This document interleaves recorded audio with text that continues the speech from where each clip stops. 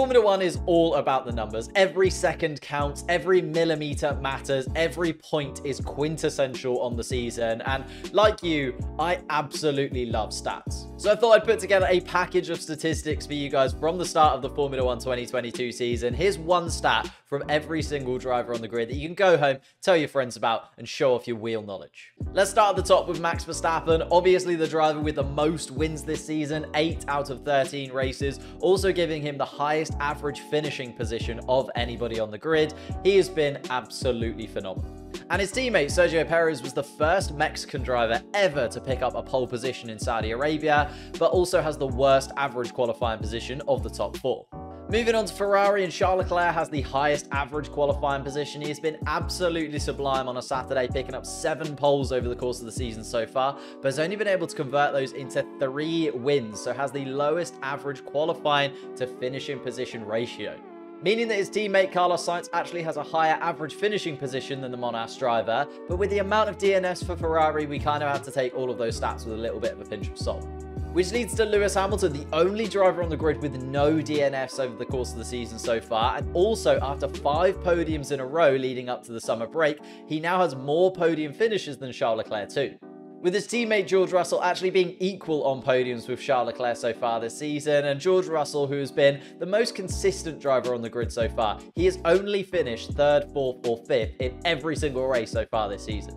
All of this leads to a very interesting dynamic in the top 6 right now. Outside of Verstappen, I think 2nd through 6th, all of those places are very interchangeable over the course of the rest of the season. Just outside of the top 6, we find ourselves looking at 2 teams in massive fluctuation right now in McLaren and Alpine. Starting off with Fernando Alonso, who has already had a season of 2 halves, not really turning up until Spain, and then being the 2nd best driver behind Lando Norris in terms of points gained, 39 to Lando Norris's 41 outside of the top 6. Although Esteban Ocon has had the stability throughout the season, leading to him having a better average finishing position than Alonso, which many wouldn't have expected, even with Esteban Ocon's first half of the season. Lando Norris is the only driver outside of the top 3 teams to pick up a podium this season, again showing his quality. His reputation continues to grow, and he's been absolutely upper echelon for me.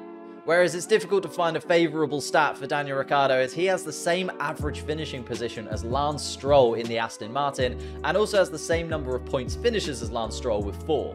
And that does mean that Daniel Ricciardo is starting to get left behind in this battle for 4th place in the Constructors' Championship. Bottas has had the inverse to Alonso, started high, finished low as the season progressed. 6 out of 7 points finishes up until Monaco, with 1 points finished since then. It's also been a very steep learning curve for the rookie in Zhou. It hasn't helped that he's had the most DNFs of anybody on the Formula One grid, 5 this season, and none of them have really been his fault. Kevin Magnussen is up next, and it's not a stat that you really want. He has been overtaken the most of any driver this season, with a net -18 overtakes this year, mainly because he just destroys his front wing so often.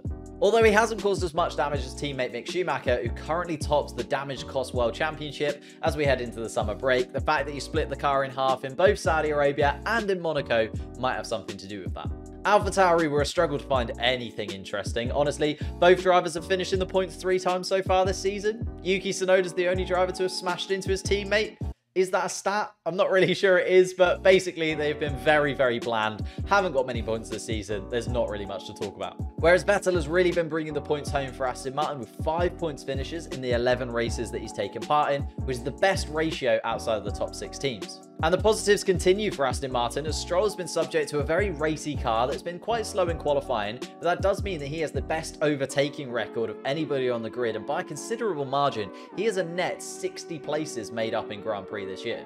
Which does mean that the battle for 7th is definitely not over, and Haas need to get some more double points finishes if they want to guarantee their spot. And finally, the Williams boys. Albon is the driver that has done the most racing miles on 1 stint of tyres. Obviously, that coming in Australia, where he made 1 set of tyres, nearly last the entire Grand Prix to gain a point. And I'll be honest with you, no stats in the world make Nicholas Latifi look good in Formula One. So let's just reminisce for a second. Remember that time he got into Q3 in Silverstone? Remember that time he topped the timing sheets in FP3 in Hungary?